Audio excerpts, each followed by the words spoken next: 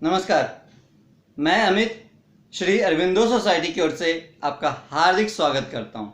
आज हम शिक्षा में शून्य निवेश नवाचार अर्थात ZIIEI कार्यक्रम के द्वारा संकलित किए गए एक रोचक नवाचार प्रश्न बैंक अर्थात क्वेश्चन बैंक को लेकर प्रस्तुत हुए हैं। इसके लिए हमने उत्तर प्रदेश बोर्ड के कक्षा 4 के हिंदी विषय के पाठ क्रमांक 15 वीर अभिमन्यु लिया है।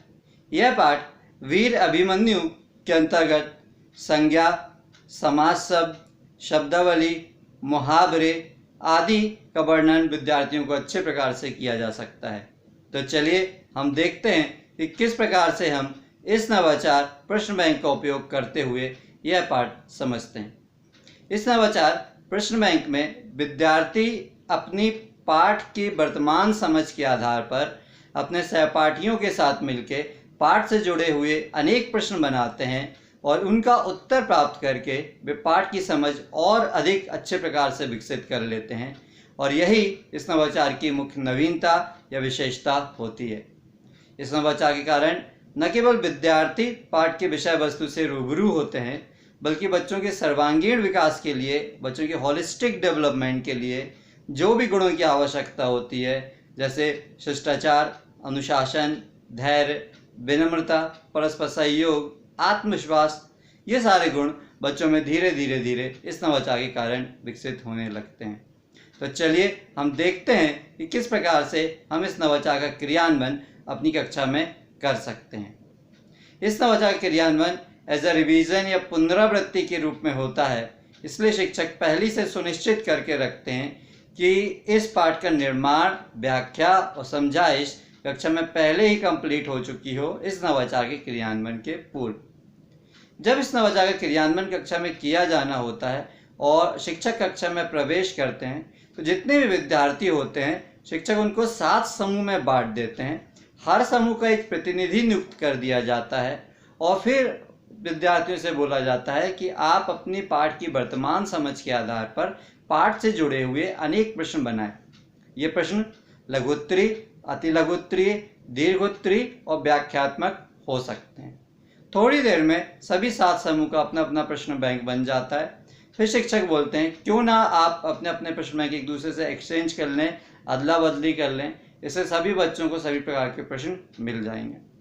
उसके बाद सभी बच्चे अपनी प्रश्न बैंक की अदला बदली कर लेते हैं और प्रश्न समझ लेते हैं। उसके बाद शिक्षक 7 प्रश्न बैंक में जो क्वेश्चन होते हैं उनको मिला के एक मुख्य क्वेश्चन बैंक तैयार कर लेते हैं। बस ध्यान इस बात का रखा जाता है कि किसी भी प्रश्न की पुनरावृत्ति ना हुई हो।